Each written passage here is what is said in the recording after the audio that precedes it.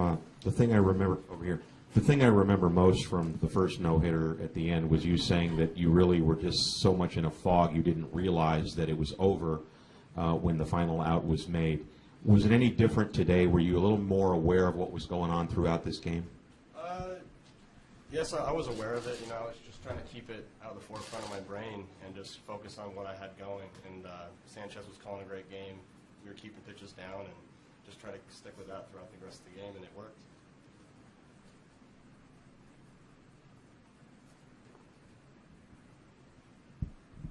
Tim, Bruce said that your stuff was incredible. Just the effort seemed effortless. At what point did you feel like this was going to be a special day for you, that you had something special going on?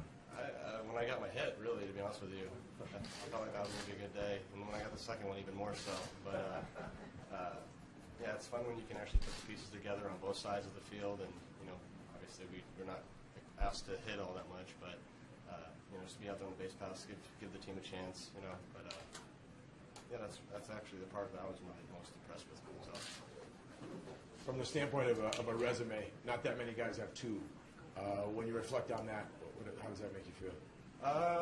Right now, it's I guess I can just say it's really cool. But I guess when I get older, I'll be able to reflect on that a little bit more and just take it in for what it's worth. But right now, I'm still kind of just in the moment, and I'm really happy and just ready to kind of, let it go a little bit. Bochy said early on he was thinking to himself, Tim could pitch a no-hitter today. His stuff is that good. Did you feel that way? And also, what did you have going for you? I'll be honest with you, I didn't feel like my stuff was great. I think the more it was down, the more movement it had, and I was getting the ground balls that I needed and the weak pop flies. So I was just kind of leaning on that. I didn't feel like it was a stuffed day. It just felt like it was a location day. Tim, when you went over to the dugout after your second hit, you talked to Gutierrez and Flannery, and they showed you talking to some other teammates in the dugout. Do you not worry about any of the traditional jinx stuff? I really don't. I figure it's more awkward when they don't talk to you than when they do. So I'd rather have people around, joking and making it lighter than it is. A couple questions for Hector. First of all, last year Buster lifted him all the way off the ground. You didn't quite make it off the ground there. What was going on there? Was you a little tired? Where? After Buster lifted him all the way up into the air, how come you didn't? I don't want to hurt him, I just try to take care, nice and easy, and a little bit small hop. And second, you've gotten to work with Tim a lot because you sort of become his personal catcher. How much has that helped? Just knowing him, both his pitches, what he's like psychologically. How much do you think that helped work with him today?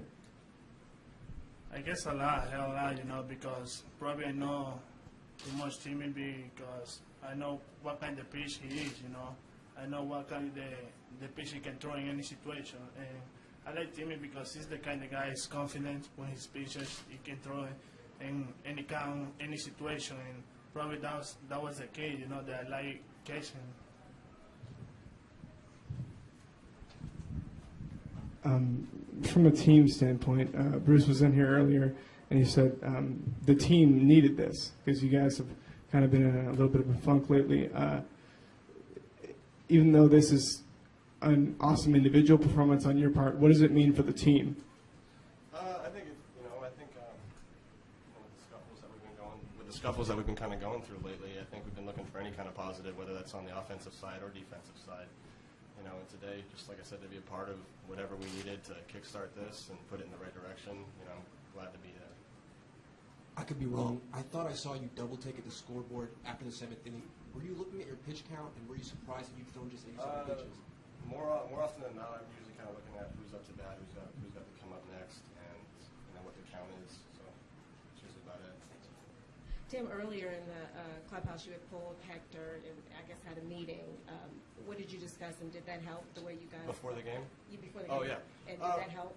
Well, we always, I'll do my studying before the game and a couple days before just to get an idea of what I want to do to these guys or whoever I'm coming up against. And on the day that I pitch, I usually just go over it with him and make sure we're on the same page and know that what we want to do. And Hector, at what point did you know that he was dialed in and on his way to pitching a no-hitter? You know, we never released that because we never think it that in the moment.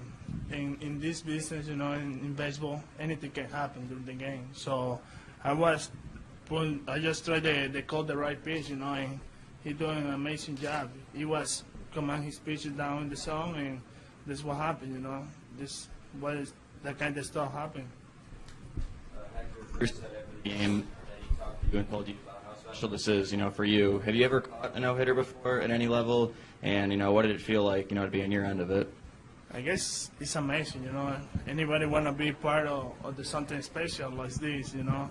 And that's a great feeling, you know. In the moment, you don't want to think, or during the game, you don't want to think about it. But after that, it's probably the best feeling in the world. After won the World Series, that was the second one, the best feeling in the world.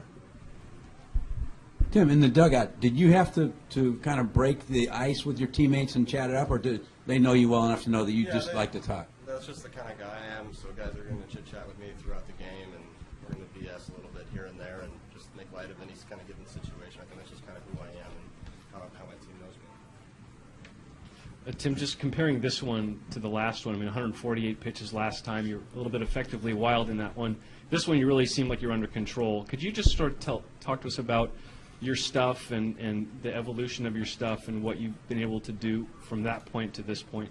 Yeah, you know, I mean, I've always been that guy that's just kind of going to go for the strikeout. And, you know, I think my first no-hitter I had 13, so I think I was going for those a little bit more often. And, you know, today I just tried to be a little bit more efficient and take what they were going to give me. And they were giving me a lot of ground balls and a lot of pop flies. So I was just going to try to keep attacking in the way that I was and, you know, not fall from that, you know, mentally and just try to stay focused. I think that's obviously the hardest part is in focus, but, you know, getting that first guy out and working from there. But today, you know, kind of all came together and the result was there. Tim, as sharp as you were, can you remember throwing any pitch that made you, once you released it, you said, uh-oh, you know, it was like a hanger or anything like that? I can't think of really one that I threw that I felt like that, you know, and that's a rarity for me. So, you know, I felt pretty good with the overall command of my stuff. And like I said, it wasn't a stuff day. It was just where I was able to put it. Tim, you told us at the start of the season you wanted to get back to being the pitcher you once were. Is this a major step in getting there? Is this proof to yourself that you can still be that guy? I don't think we just look at one outing. You know, I think we look at a run of outings and consistency in that, and I think that'll be something that I look for after a couple more outings. You know, I'll just take this as for what it's worth, and you know, hopefully the next couple outings will go as, I wouldn't say the same, but hopefully good. Tim was asking Bruce Bochy about this. It seems like you're making that transition from becoming the guy who overpowered people to knowing how to finesse and get by the hitter. Is that how tough a transition is that? Because I noticed today it didn't look tough. Your breaking ball was really, you know, dropping off the table.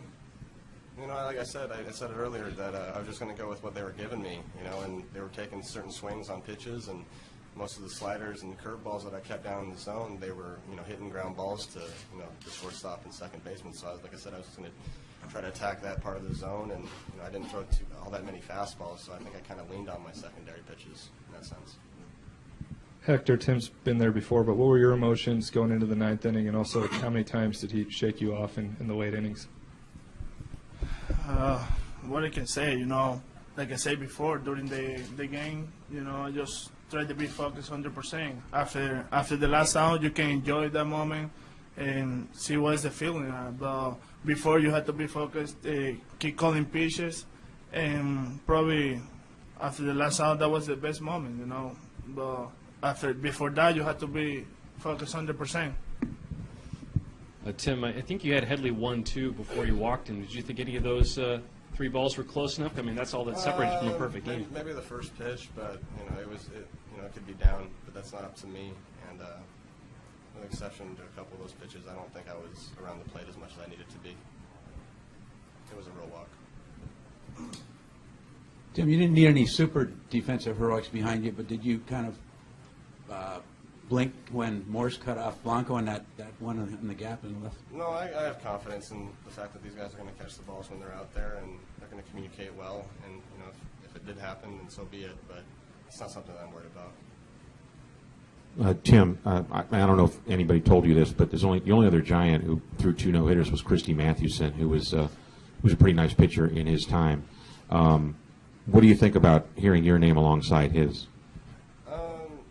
Anytime your name's alongside of any of the Giants greats that have come through and put on this uniform is always a blessing, and it's always very cool to be able to, make that comparison yourself. I know everybody else is, but, just to be alongside in that company allows me a chance to pat myself on the back a little bit.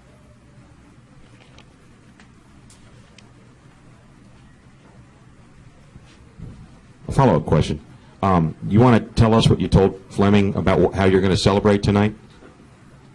I just said I was going to go to my house and, I don't know, maybe drink a little bit. So, can I say that? Yeah, I guess I can. We're going to party. Tim, have you thought that it's kind of cool that you had more hits tonight than the Padres? Has that hit you at all yet? Regardless of what they did, I think it's cool that I had 2 hits anyway, just because up till the day I only had 1 and a pretty piss poor batting average. So I got that thing above 100, and I'm feeling a lot better about it. And I even worked a 4-pitch walk that last at bat, so that felt pretty special.